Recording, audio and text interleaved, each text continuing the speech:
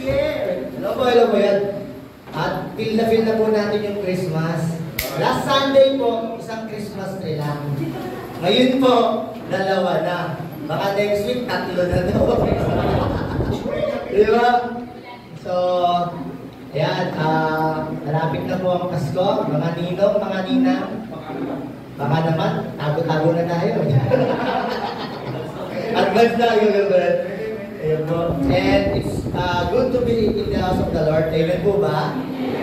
And masaya, masarap na magsama-sama po tayo na sumasama sa Panginoon. In spite and despite na meron po tayong mga pinagdadaanan, mga suliranin.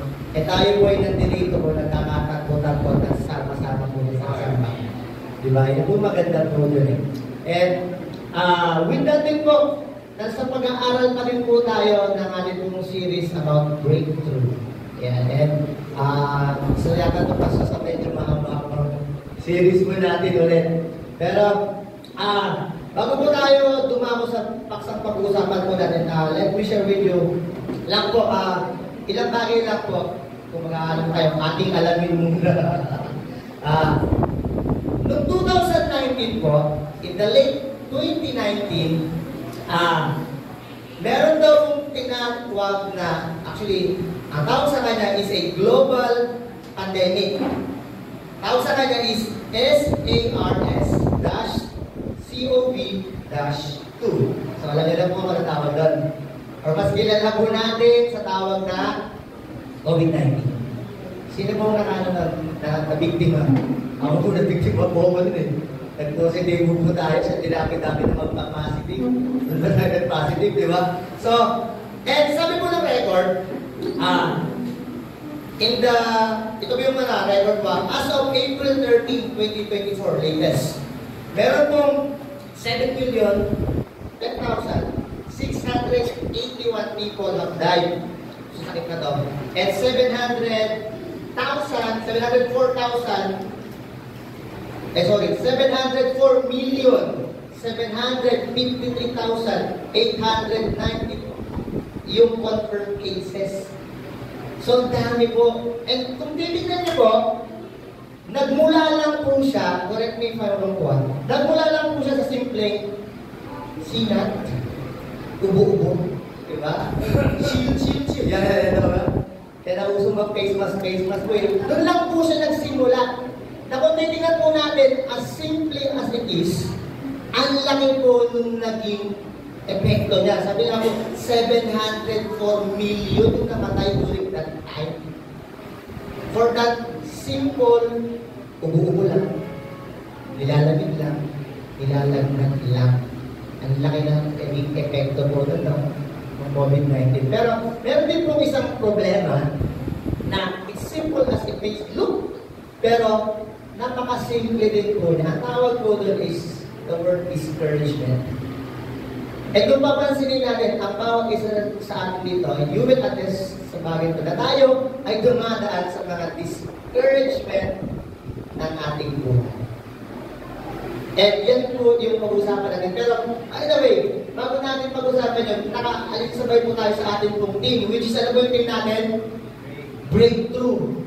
I-review lang po tayo ng konti. Pag sinabi pong breakthrough, sabi po ng dictionary, victorious life. Pero nung tinignan ko po, sinerge ko po natin, alagay po doon, having a extraordinary victory. Hindi lamang po siya katagumpayan, kundi pambihira katagumpayan. Which is, it will fall din po, sabi ng Bible, tayo po mga mananampalataya, sabi ng Bible, we are more than conquerors through Christ who loved us. Romans 8:37.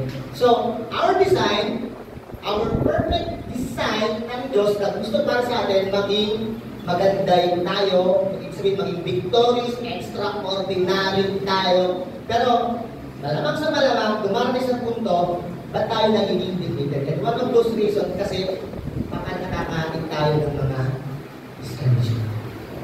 At yan po yung pag-uusapan po natin sa umagang ito po. Breakthrough in discouragement. Tayo po tayo lahat, samahan niyo po ako, buksan po natin po ang ating mga Bible.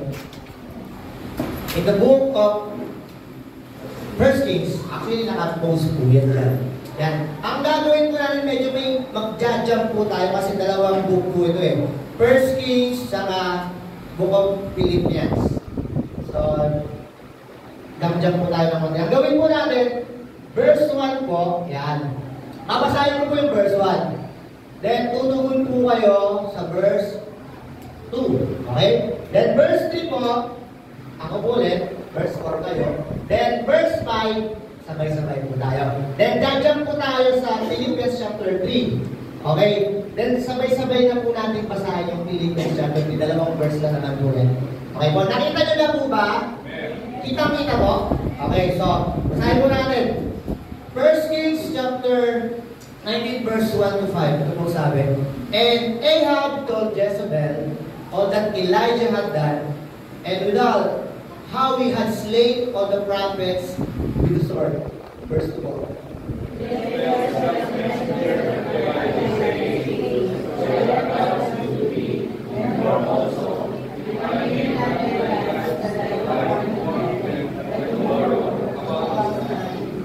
And when he saw that, he arose and went for his life, and came to Beersheba, which belonged to Judah, and left servant there. Verse 4 po kayo.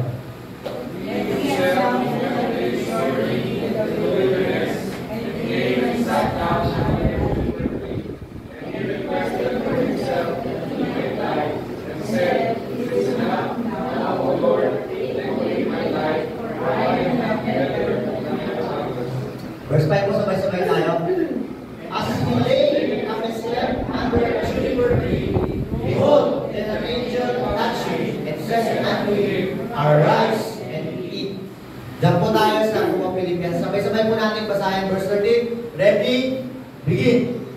Brethren, I count not myself to have apprehended, but this one thing I do, forgetting those which are behind, and reaching forth unto those things which are before, I press toward the mark for the prize of the high calling of God in Christ Jesus. Ang Panginoon po ang madakila sa kanyang salita.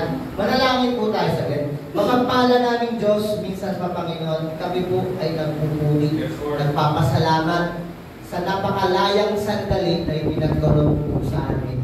Na kami po ay makapanambahan, makapagpuli po sa iyo. Amin pong dalangin sandali ito at ano mang bagay ang maaari namin na iwas sa kanya kaya namin pinagkulan. Sandaling ito, Panginoon, maitulong po muna namin sa bagay na ihahayag mo, ipapahayag mo sa iyong salita. Itago niyo po ako sa iyong likuran at patuloy ng mahayag, Panginoon. Nadakila ka, may taas ka, binabalik po namin ang papuri sa iyo sa pangalan ng Panginoon Jesus. Amen and amen. Mahalin na po tayo po ako. So pag-usapan po natin for today's message is breakthrough in discouragement. Pag sinabi po nating discouragement, yan.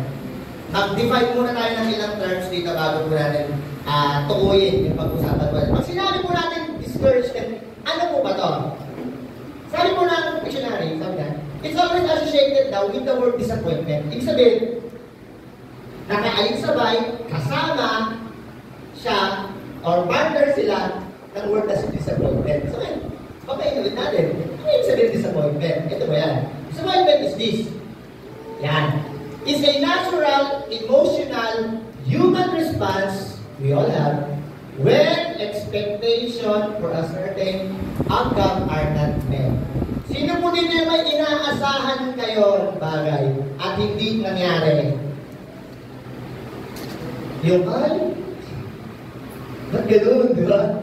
Ang tawag po doon ay disappointment. Let me give you an example.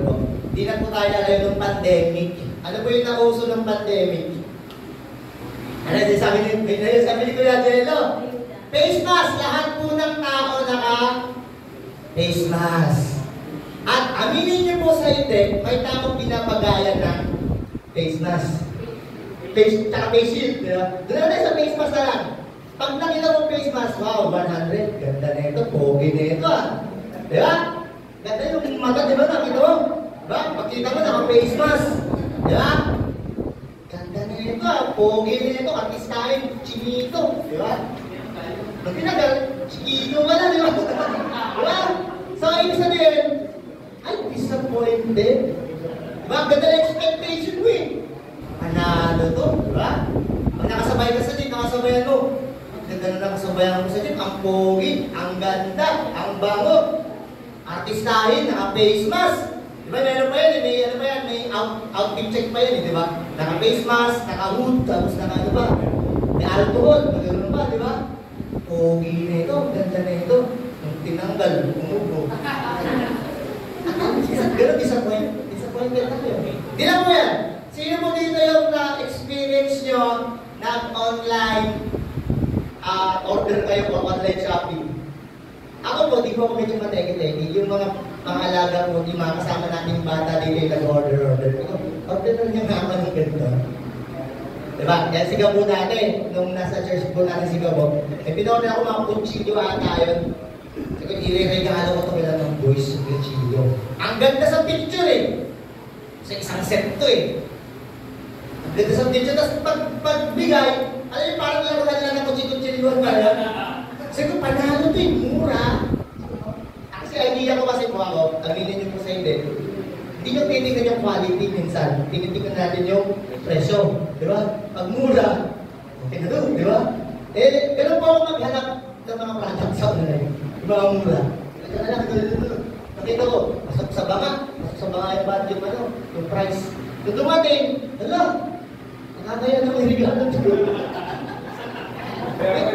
May mga mo ba kayo maisipan minsan? Di ba? May mga bagay yung inaasahan na natin. Ako doon, isa pa. When making decisions, ito pag ginawa ko to, pag pinurso ko to, magiging ganda, magiging maayos, magiging okay lahat, magiging smooth lahat, pag ginawa ko to. Pero all of a sudden, hindi nangyari. Sabi nga ng mga matatanda, excuse me po, sabi ko na matatanda, gamitin ko lang din for the matatanda. Kasi sa IBC Manila daw po, walang matanda. Pero gamitin ko lang po for the sake of this study. Sabi daw po ng mga matatanda, huwag mo munang bibilangin yung sisiw hanggat itlog pa. Alam niyo ba, sa mga matatanda na dito, ibento lang po kasi sa akin yun, kaya medyo naalala ko pa. So, baka mga age reveal tayo dito, di ba? So, yun po yun. So, sinabi po ng mga matatanda natin, huwag mo munang bibilangin yung sisiw hanggat itlog pa. Kami po sa dati, may parang mini-mini parang po yung tatay ko. And may manok po siya na laging nangingitlog sa... Yung manok na yun, hindi siya yung typical ng manok na nangingitlog sa yung may nest o yung mga parang mga ipa-ipa, hindi siya nagdali na egg. Doon siya sa pinag-aaral ng yung parang basket, doon siya nagdali ng itlog. Na malapit tanong mo, tapos ako, bata pa ako, nalala ko, ginagawa ko, titingnan ko kada umaga, kasi umaga siya namin. Titingnan ko, binibilang ko. Tapos kinakumasan, nagiging 11. Tapos sabi pa lang, tapos nung nagiging na, sabi ko, bakit hindi ka? Napisa lahat. Sabi ko, daming magiging manok na ito, madaming magiging tinola, binibilang mo rin mo ng mga fried chicken na ito, di ba? Pero yung nagpisa sa itlog, yung iba hindi nagpisa, yung iba na sila nabasag, napaka mga 4 o 5 lang yung nabuhay. Minsan tayo ganun, ang ganda na ng pinaplano natin sa buhay natin, nakalahatag na, then all of a sudden, hindi nangyari. And we get disappointed. So, ano kinalaman doon ng discouragement? Ito po yan. Pasok. Yan. Discouragement is more of a choice that eventually will lead to more disappointments that ultimately leaving natin our full potential. Ibig sabihin pala, may nangyayaring disappointment, then you make a choice, and you dwell on that choice, na wala na, pangit na, negatibo na, wala na mangyayari, saan na pumapasok po yung discouragement? So, ang discouragement po is something you choose to do doon sa disappointment na nangyayari po sa'yo. Kung titignan natin yung definition na, lahat tayo po may disappointment. Diba? At nangyayari po, at mangyayari. Pero ang tanong is that, ano yung magiging choice of your action if that disappoint na nangyayari sa buhay natin? Doon po pumapasok yung discouragement. So ngayon, tignan po natin, balik po tayo doon sa binasa natin sa Book of 1 Kings. Medyo parang ano po tayo, historical. Isang bagay po na gusto ko nung high school po ako, yung AP. Sino po nakaabot ng AP dito? AP pa ba? Social study yata na ngayon, no? Marireveal yata yung age natin. Wala na bang AP ngayon? Wala na AP. Ay, meron pa. Or social studies. Diba? SSS ang tawag namin natin dun eh. So, ipinili kayo dito. And itong bagay na pagbasahin natin, sa 1 Kings is one of the stories, one of the historical story na meron sa Bible is that nagsimula yung binasa natin, actually nagsimula siya sa chapter 16, verse 30. Tingnan natin kung yung mga Bible po kayo. And I hope meron po sana. Meron. Yan, meron. Yan, sabi po sa 1 Kings chapter 16, verse 30. Ito po sabi, masahin ko po. Ahab, son of Omri, did more evil in the eyes of the Lord than any of those before him. So meron pa isang hari ang pangalan, si King Ahab. And kung titignan po natin, sabi niya, he did evil in the sight of the Lord. In short, yung hari na to, gumawa ng hindi maganda. So ibig sabihin, merong masamang hari, hindi magandang mamumuno na hari, layo kay Lord, na naging hari ng Israel. And then, that time, si God, sabi niya, through Elijah, sabi niya, sabihin mo sa hari, dahil sa ginagawa niya, hindi ko papaulanin sa buong Israel. Yung background na, may masamang hari, dahil sabi ni Lord, dahil sa masamang hari na yan, hindi ko papaulanin sa buong Israel. So in short, ganun yung nangyari. And yung hari na yun, na siya kasawa si Jezebel, hindi po yung Jezebel na may buntot ng isda ko Iba po yun. Ito po, iba yung Jezebel yung sinabi. Iba yun. Ito yung Jezebel sa Bible. Pero, during that time, sabi, meron siyang kasawa si Jezebel, which leads that king sa mas masama pang gawa. To the point, mas pinili niya lang sambahin yung kalaban ni Lord, which is si Baal. Okay? So, may nabangga na, may masamang hari, sabi ni Lord, kapag sa ako yung bayan, hindi uulan. So in short, si Elijah, dahil lapit siya kay Lord, ang sabi ni Ahab, ito yung troublemaker eh. Ito yung gumagawa ng masama, kaya tayo napapahama. So may threaten ang buhay niya. Then, ano yung famous na story ni Elijah? Sa mga nag-Sunday school po dito. Ano yung one of the famous story ni Elijah?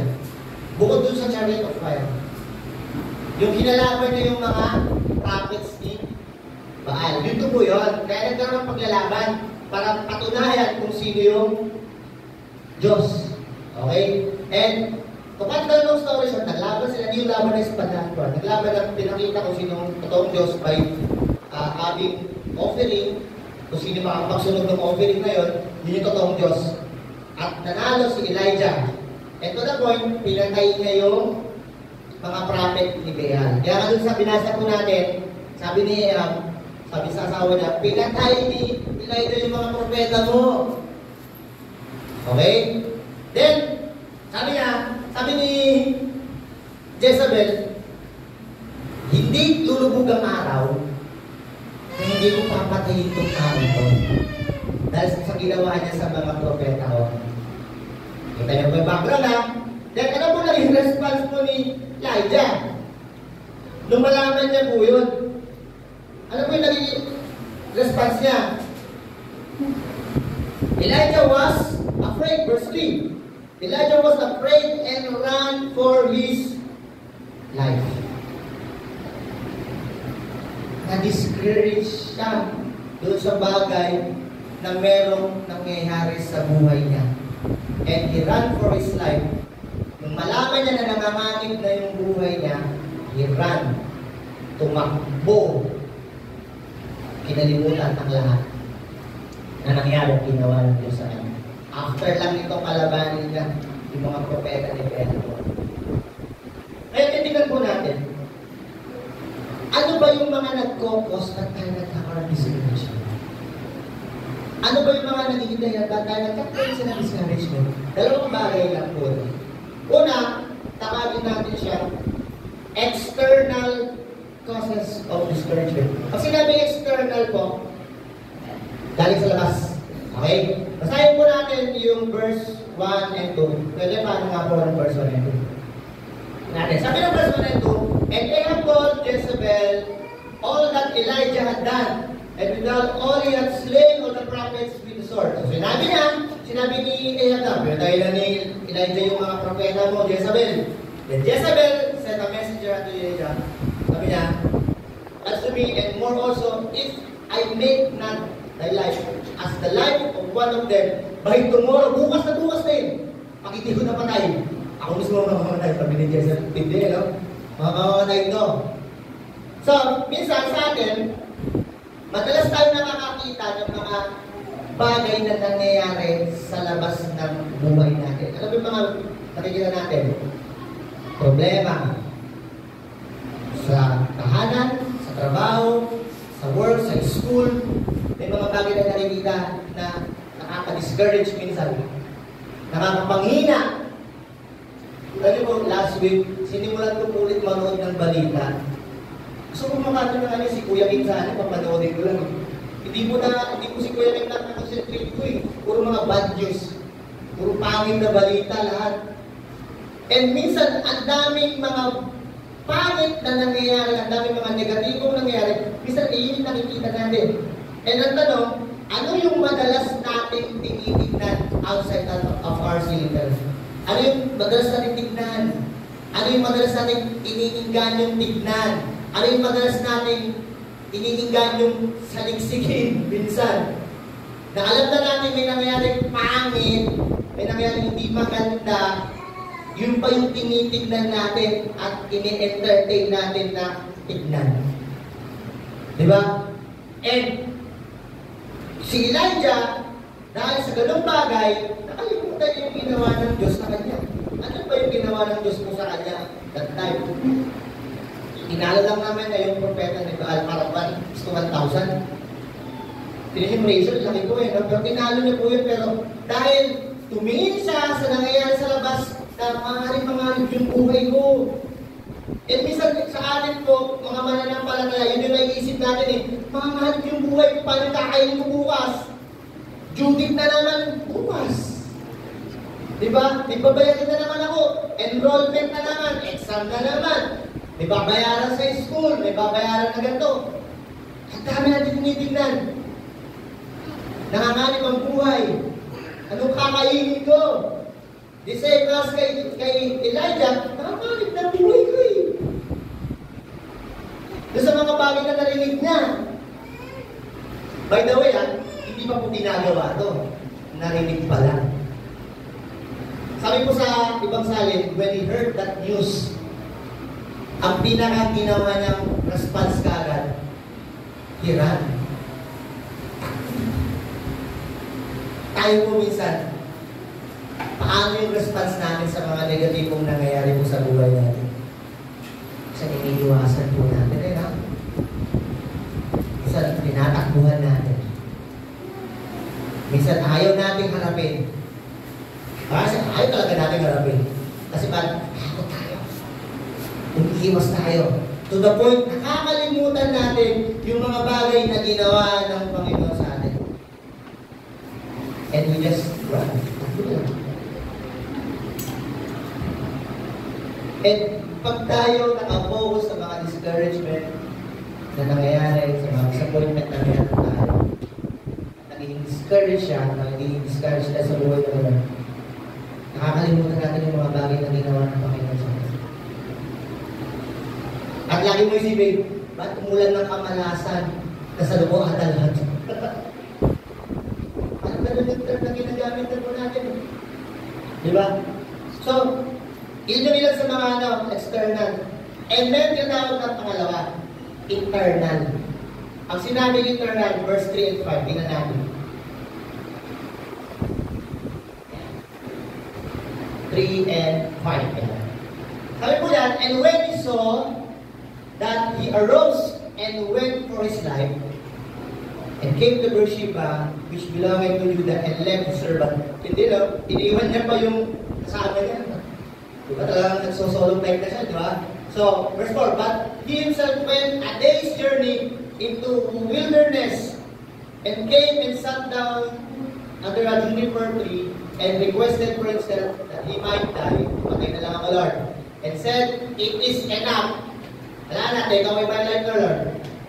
And verse 5, sabi niya, and he lay and slept under a juniper, and behold, then an angel of the Lord touched him. Gusto ko matunin niyo yung word na, he lay and slept. Ito yung matindi po sa atin, minsan.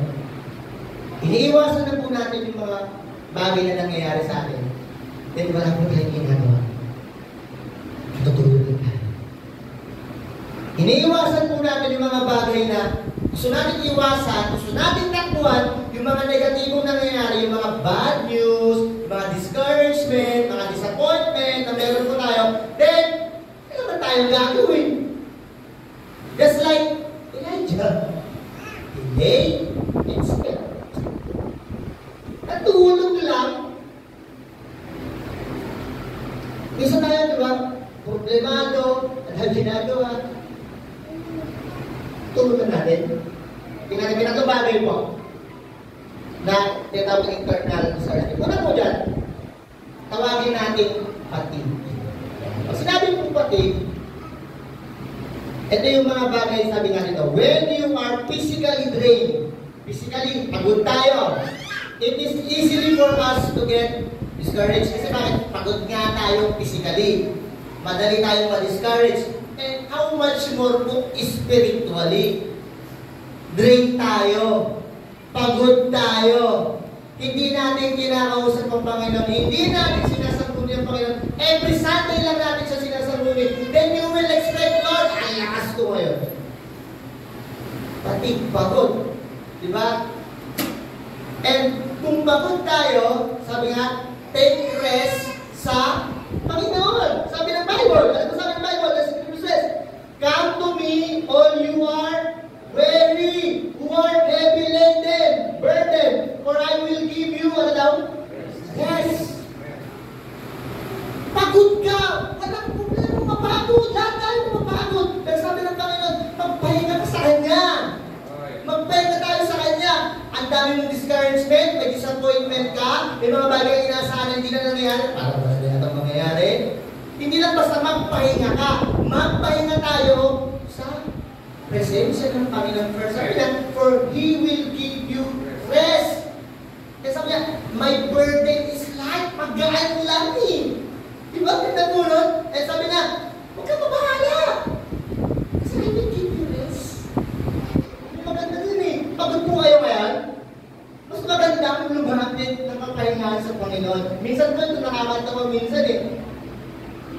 May mga Bibles natin po ako, nakakapagod, nakaka-stress ang trabaho. Okay lang po yan. Find rest sa Panginoon.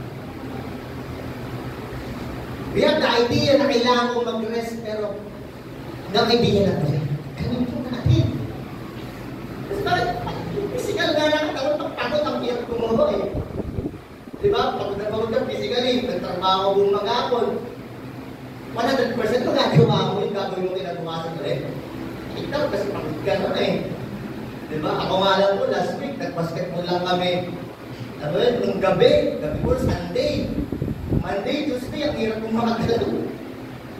Diba? Basketball lang po yun. Kaya much more po, when it comes to spiritual na buhay po natin. Diba? Pagod ka nga, drain ka na. Hindi ka na nakakarinig, hindi na tayo nakakarinig ng mga encouragement ng Diyos. Hindi na nakakarinig ng salita ng Diyos. Basta nakakarinig naman ako every Sunday. So every Sunday ka lang kakain. Every Sunday ka lang mag-take ng rest sa Kanya.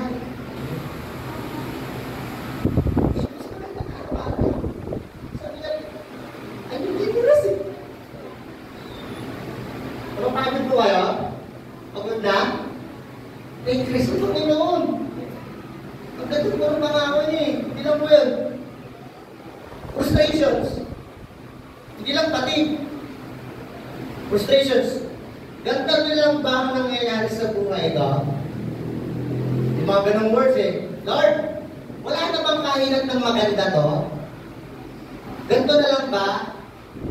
Kung tininan niyo po sa verse 4, yung word na sinabi ni Elijah na maaaring sinabi na lang din natin. Lord, tuloy mo na lang kaya buhay ko. Lord, di ko na kaya eh. Lord, ikaw yung nalika. Sumunod. State na ba kayo? Diba? Ibig sabihin, yung bagay na nangyayari na lang sa atin, na parang wala nang sagot, puprostate na tayo. Sabi niya, kung titignan niya po sa verse ko, sabi niya, wala na po ako wala na ako sa akin, nag-iisa na lang ako. Diba? Nag-imo na si Elijah eh. Alam mo na ako. Hindi ko na ako. Then, napasok ko dyan yung pangatlo. Fear. We keep on running pag natatakot tayo. Tama? Pag may asong nakawala dyan sa kalsada, ano po unang ginagawa ng typical na tao? Yung normal na tao po ha. Kasi may mga hindi normal na sinusubid yung aso eh. Pero yung normal na tao po, yung typical na normal na tao, kung nakakita ng asong gala, at ano po yung pinakaginagawa? Atras, tatakbo. So, it's a normal thing, pagkatao ay takot, tumatakbo. Di ba? And, kaya ginawa ni Elijah, dahil sa takot niya, sa buhay na, tumakbo siya. Kung maalala niyo po, last time yung nag-preach po tayo about breakthrough in fear. Pero po doon po yung nakita ka na po yung parang graph na yung mga bagay na kinakatakutan natin. Na honestly, yung mga bagay daw 60% ng kinakatakutan natin ay hindi natin alam. Hindi natin alam kung ano yung kakatakutan natin. Ibig sabihin, walang fear of the unknown. Hindi mo alam, bakit natakot? Walang dahilan para matakot ka, pero natakot ka. Diba? And ganun yung mga matindi nun, is that, dahil sa takot natin, tumatakbo tayo. Sabi nga, fear put us in a frame of our mind where we can only discourage and can also be easily deceived. Takot ka na at dalhin mo ng madaya. Madali na tayo madaya kasi bakit? Takot ka na eh. Takot na tayo eh. Pinangharian na tayo ng takot. Diba? So ngayon, how can we overcome discouragement? Bilis na ba? Bilis lang po ito. Verse 4 po, tingnan natin sa verse 4. Ayan, paki-post na ako, Kuya Toy, sa verse 4. May ginawa din naman si Elijah. But he himself went a day's journey to the wilderness and came and sat down and the juniper tree and he requested for himself that he might die. And said, it is enough now, O Lord, take away my life. Kung titignan po natin, tumunawain po natin sa verse 4, lumapit naman si Elijah sa kanya. Buti ka ba yan? So, isang bagay po na kailangan natin gawin to overcome discouragement is first, request for God's help with or in confidence. Yun yung nakulang kay Elijah. Lumapit nga siya sa Panginoon pero nawala yung kumpiyansa niya sa Diyos. Minsan po tayo gano'n, lumalapit naman po tayo. Naniniwala naman po tayo sa Diyos.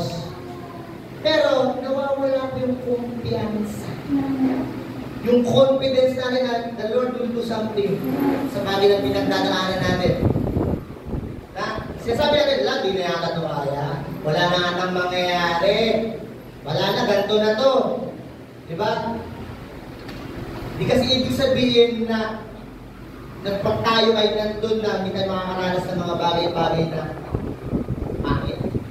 Ang buhay kong pananampalataya mo, hindi smooth lagi.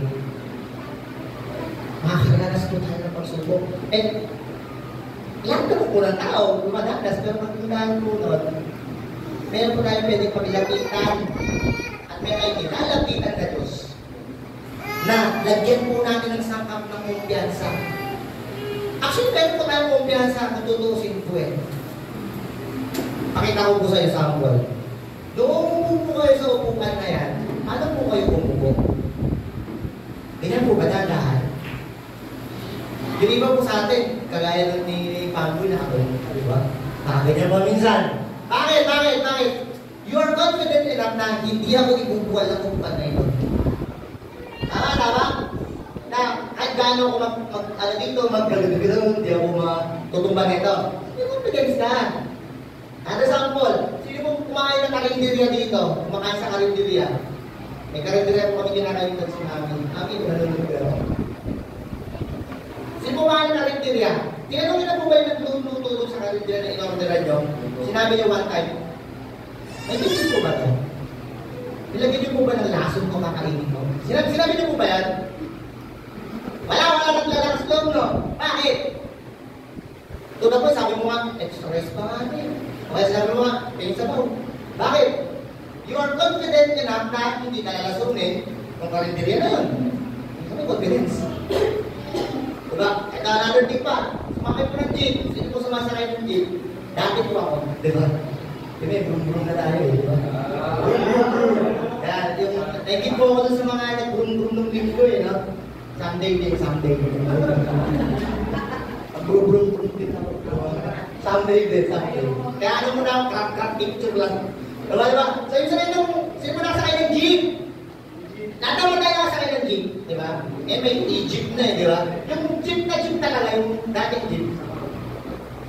Suppose, pagsakay na sa jeep, eto, sumakay kayo ng jeep, pag-upo nyo, sinabi nyo sa driver, Kuya, hagit ka? Sinabi mo ba yan? Bakit sinabi mo, Kuya, ikaw ba ang gano'n mo ba ako? Hindi na. To the point ito ha. To the point, mas gusto natin sakayan pa yung jeep na may tugtog. Diba? May mga tugtugan na yung jeep eh. Bakit? Kasi may kumpiyansa ka. Since confidence pala tayo. Pero pagdating sa Diyos, yung confidence nakakapagduda na. Ano ba ako? Pakalasunin ako ni Lord. Pakaibangga ako ni Lord. Hello, tumawag ka na nga sa Diyos. Samahan mo na ng confidence. Kaya, yung discouragement na meron ka, hindi ka makawala dyan. Kasi, yung discouragement, kung kinain ka na, kinain na tayo. Eh, sabi ng Panginoon, lumalapit ka na sa akin. Nagawa na nga ako. Lumalapit ka na nga sa akin. Ba't wala kang kumpiyansa? Hindi na natin nila IG. To the point, ito pa, lumapit siya sa Panginoon, naghinanakit pa. Nag-iisa na lang ako, Lord. Wala na akong kasama. Hindi mo lang buhay ko. So sinabi niya, directly na ganong word, pero sinabi niyo, parang nag-iisa na lang ako sa buhay. Parang wala na nangyayari sa buhay ko, parang wala na. Parang iniwan na ako ng lahat, ako na lang. Di ba? Confidence. Ito na po, hindi nakakalangkot na ginawa ni Elijah after niyang mag-pray sa Panginoon, natulog lang. Diba? Nag-request na ka tayo. Tapos, samahan ka din ng confidence. Pagtitiwala. Meron ka yan. Meron tayo yan. Sa mga normal na buhay natin, ginagawa natin. Ba't di natin gawin sa Diyos? Na magkaroon tayo ng kumpiyansa. Doon ka rin, nakbangan mo na yung isang step eh. Doon ka rin. Sama na yung confidence. Nakalaman mo. Number 2, remove the distractions. What distracts you today? Pag sinabi mong distraction, umahat lang. Parang nakapunta po ako kay Tita Mira. Basically, pag gusto ko pumunta kay Tita Mira, ang distraction ko po, ito. Tama? Hindi ako pakadirect na makapunta po kay Tita Mira kasi bakit? May nakaharap. So, pwede kong isipin na, lilipat ako dito. So, pagpunta ko po kay Tita Mira, nakakita po ko lang kumakain ng burger dito. Yummy. Coco Martin, diba? Diba? Madidistract na ako. Ibig sa pupunta na ako kay Tita Mira. Kasi dito siya Tita Mira pinili lagi. Diba? Pumunta na ako dun. Diba? Sponsor din namin na, diba? Susunod, may handle kayo. Di, actually, nag-level up may sandwich kayo. Diba? So, ibig sabihin, distracted na ako eh. Nagkaroon na ako, pupunta na ako dito. Eh, medyo na itong nagumpayan ko, na-overcome ko yung burger dito. Pupunta na ako dito. Kuya Levi, sabi ni Kuya Levi, pares tayo pa sa. Patay tayo na. Niyaya pa si Brother Edwin. Pares daw kami. Wala na. Mga bagay na umaharap sa atin. Ano po yun? Something that distracts us to prevent us from giving the attention that kailangan na yung focus mo sa goal. E kung babalikan natin, ano ba yung disenyo ng Diyos sa atin? Having a having an extraordinary victory. So kung i-give yung word extraordinary, kakaibang katagumpayan. Yun yung isa ng Panginoon sa inyo. Yun yung goal. Dahil may mga distraction, disappointment, wala na. Hindi na lang talon. So, remove all those distractions. So, paano natin gagawin yung mga distractions na yan? Tatlong bagay po. Una, by knowing your priorities. Ano pong priority natin bilang mananampalataya? Sabi mo ng Bible, we should fix our eyes on Jesus. Hindi po ako titignan nyo. Dami po makakita ng kapulahanan sa akin. Hindi po ang tao katabi ninyo, titignan nyo. Hindi makakapulahanan natin po ang makita. Kanino po tayo titingin? Sa Panginoon na pinapahayag ng Biblia. Diba? Fix our eyes. And pag naka-fix ang eyes natin, makikita natin ng malinaw, ano ba yung sinasabi sa akin? Diba? Pag sabihan Tita Jazz, ingat ka mo sa biyahe. Sabihan Tita Jazz, focus lang sa Diyos. Ituon mo lang yung attention mo sa Kanya. Maaaring sinasabi nila ng Panginoon, anak, pinapampunta, anak, pinapaikos na kami din, punta ka pa ng punta. Anak, pinapapigil ko na nga sa iyo yan, ginagawa mo ka. Anak, eto gawin mo. Hindi na ka. Fix yung eyes natin. Diba? Hindi naka-focus yung eyes natin. Ang dali nating and ano ba yung mga bagay na yun? Yung mga bagay na, ano ba yung mga priorities natin? When it comes sa buhay natin. Ito ko nakakalungkot minsan, hindi ibig sabihin pangit lang yung mga distractions mo. Maaaring maganda din. Maaaring ang ganda sa paningin, pandinig. Pero if you fix your eyes on Jesus, mas malinaw pa, hindi sa sagaw ng pusit ko mas malinaw pa sa distilled water. Yung bagay na, pinapalaman sa akin ng Panginoon. Ano mang dumating sa harapan mo, fix yung eyes mo sa Panginoon.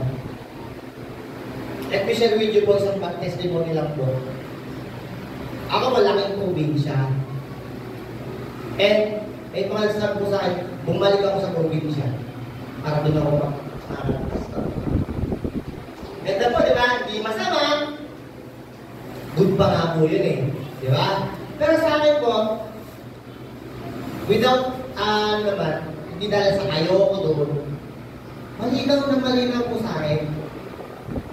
Isang bagay na naging in-impress sa akin ng Diyos sa heart ko, na hindi ako doon. Hindi man ako dito, pero hindi ako doon sa amin. Ibig sabihin, sa malayong lugar, hindi sa amin. Yung malinaw sa akin na tinatawag ko ng Panginoon. And kahit anong offer ang ibigay sa akin, kahit anong dumating sa akin, malinaw sinabi sa akin ng Panginoon na hindi ako doon. Hindi, iniiwasan mo lang pastor, ayaw mo lang rin.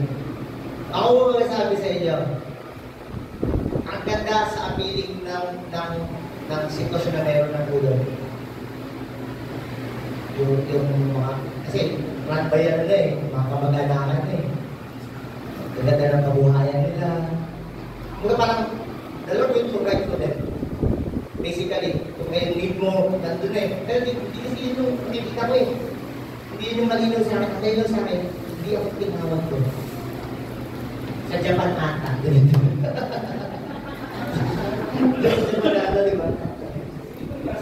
So, ibig sabihin po, ano ang sinasabi natin? Malinaw po yung bagay na sinasabi sa iyo ng Panginoon. Ano ang bagay na dumating ko? Diba? So, Pastor, iniiwan ko din ang IPC Manila. Hindi ko wala sa buwan. Basta malinaw po sa akin, pinakamalinaw na malinaw, hindi po ako sa akin. Diba? Baka maging IPC Manila Part 2, Part 1, Part 2, diba? So, basta malinaw po sa akin, hindi po ako. Kasi yun yung pinipera sa akin ng Panginoon. So, pag alam mo priority mo, hindi ka pa-distract. Pangalawa po, by knowing and trusting God's perspective. Kahapon, si Kuya Tanye, upo ka dun sa dulo doon, sabi ko, anong piling mo sa akin dito? Para dun sa sabihin din Juliet, sabi ko, ano, gusto kita na rin kita. Hindi mo makita, sabi ko, punta dito. Pag nandito po ako nakatayo, may kanya-kanya po kayong angulo ng pag-akita sa akin, tama? May harap, nakikita niyo yung abs ko, di ba? Build yung abs, di ba? Absent pala, absent. Di ba, may makikita na rin, iba yung makikita niyo pong angulo. Makikita po yung ibang perspektibo. Di ba? Pero lang po nakatingin. Di ba? Minsan tayo po, may mga bagay tayong tinitignan, may mga bagay tayong nakaset yung tingin natin na taliwas doon sa gustong tignan, ipatingin sa atin ng Diyos. Na nakatingin tayo dito, na nakadyan ka pa rin nakatingin, hindi nakaharang. So kung may nakaharang, ano gagawin mo?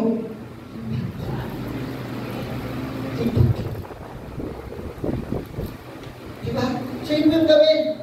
Kasi yung angel nagiging anggulo. Pag hindi ka tumitingin ko sa perspektibo ng Diyos na ibibigay mo niya para sa iyo. Yung angel nagiging anggulo, magulo. Kasi hindi mo tinignan sa perspektibo ng Diyos. Yung bagay na gusto niya, bakit tutuloy mo ito? Ito mo sa mga kinakaharap. Okay po? So, allowing God's knowing, trusting God's perspective. Yun yung gusto kong kulto nito, trusting. Pagtiwalaan mo, meron yung old song, kinenta na nila sa akin. Ang title ng song is that, kaya niya akong tama ka, si Kristo ay super ng buhay. Tama ba? Tama ba? Yung title lang. Ginamit yung term na ang Panginoon ang super. Diba? Driver. Medyo nag-improve yun sa English eh. Jesus takes the wheel. English na, no? Ano yung sasabi nun? Perspektibo ng Diyos. Ako mag-drive. Ito yung perspektibo. Ito paglakadan mo. Itong gawin mo. At pagtiwalaan po natin. Minsan, choosing pa tayo doon. Ayaw mo papunta dito. Gusto na pa rin yung gawin mo yun. Tiwalaan natin siya. Tiwalaan po natin. And ang nakakaano po nun is that walang bagay na idadaan tayo ng Panginoon para ikapahamak natin. Tayo lang po nag-iisip nun.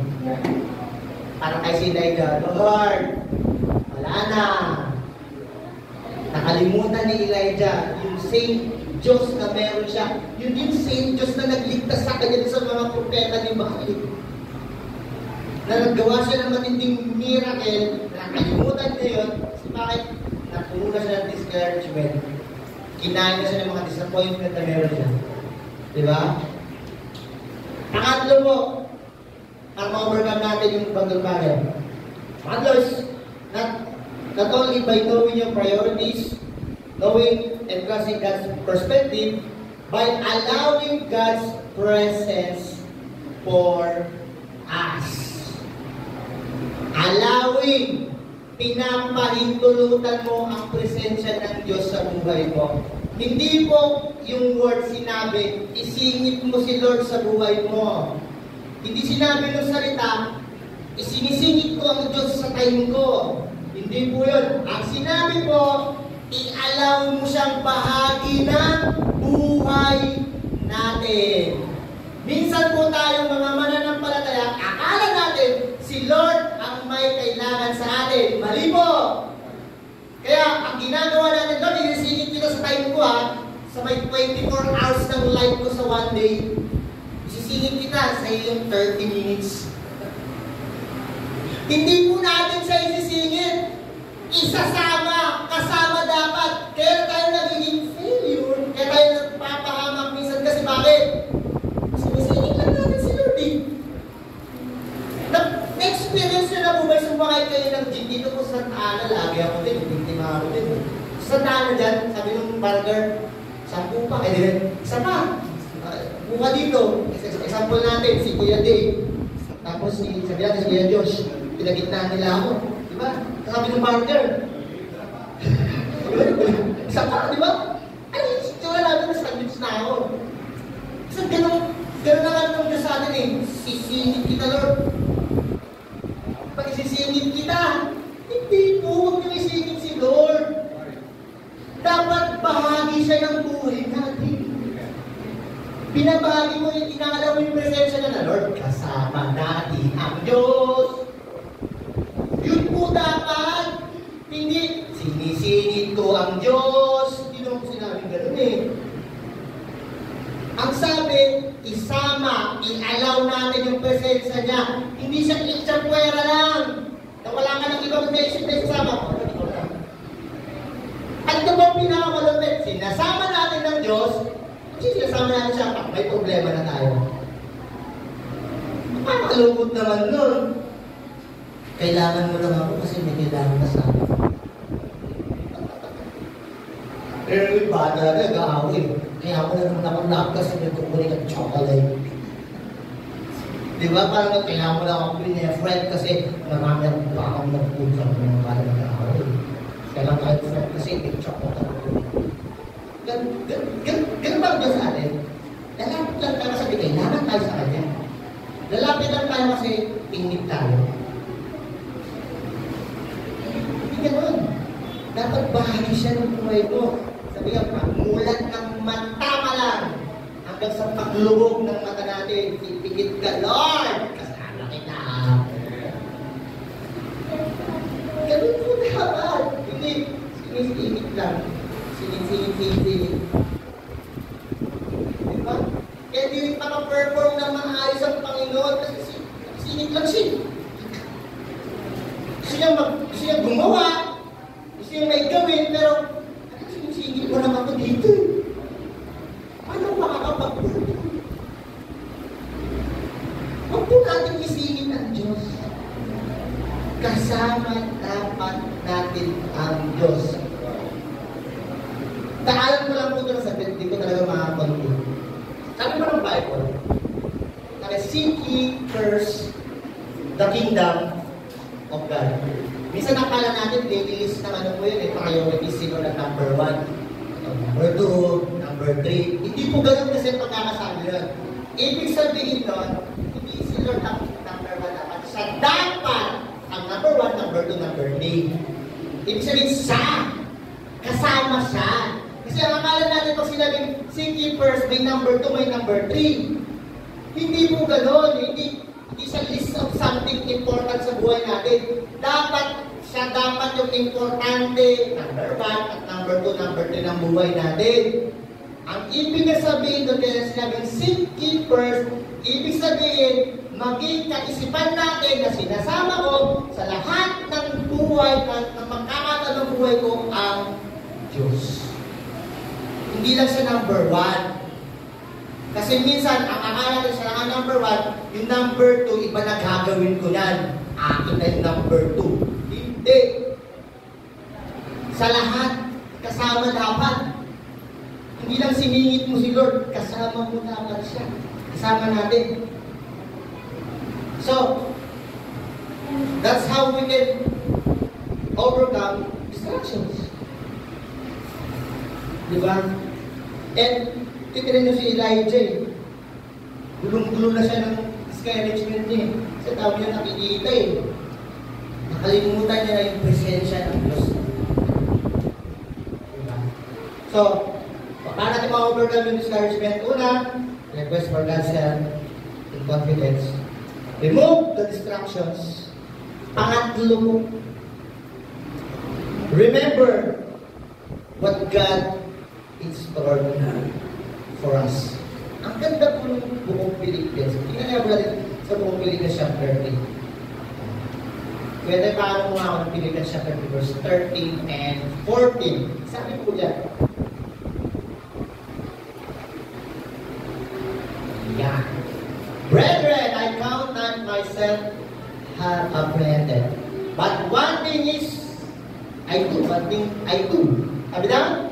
Forgetting those which are behind.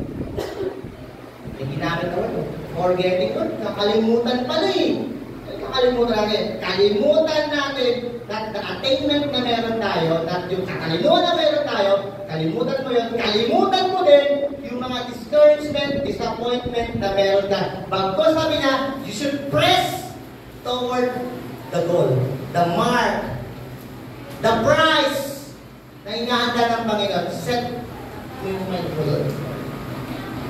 So, remember, ang ganda ng hinahanda ng Diyos po sa inyo. Ang ganda po. And along the way, hindi mo madamot ang Diyos. I always say this sa mga Bible study ko.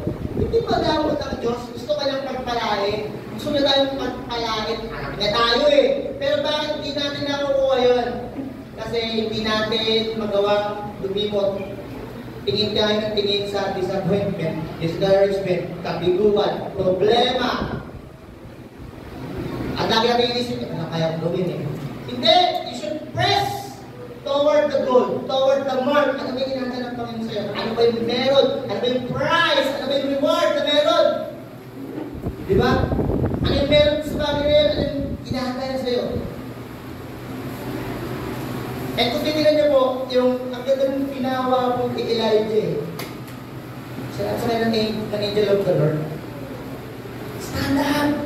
Rise up! Tayo ka! Bangon! Huwag kang manatiling nakahiga dyan! Huwag kang manatiling walang ginagawa! Gawin mo kung ano dapat gawin. Press mo na! At nakita niya, ang dami pala along the way na hinanda ng Panginoon sa kanya. Yung minumurmur nila, nag-iisa na lang ako. Meron ako iisip pa na iniwan ng Panginoon sa kanya, 4,000, hindi ko nagkakamali. Na propeta at kasama niya. So, may kasama ko pa siya. Hindi siya nag-iisa sa laban. Diba? And, ang daming ginawa ng Panginoon kay Elijah. Kung nag-step up siya, bumangon siya, hindi siya nanatiling tulog. Hindi siya nanatiling tumatakbo. Nung siya ay nag-rise up, nung siya ay tumayo, bumangon, at tinignan yung goal, ito dapat mo lang goal. Nakita niya yung hinanda ng Diyos sa kanya. Ang ganda po. So, isang bagay na kailangan kalimutan yung mga bagay na yun. Kalimutan yung disappointment, kalimutan yung discouragement na meron po tayo. Eh, dito po ako mag-kailan po sa bagay. Sabi nga, if you wanna see clearly what God is stored for your life, don't give into discouragement. Bakit?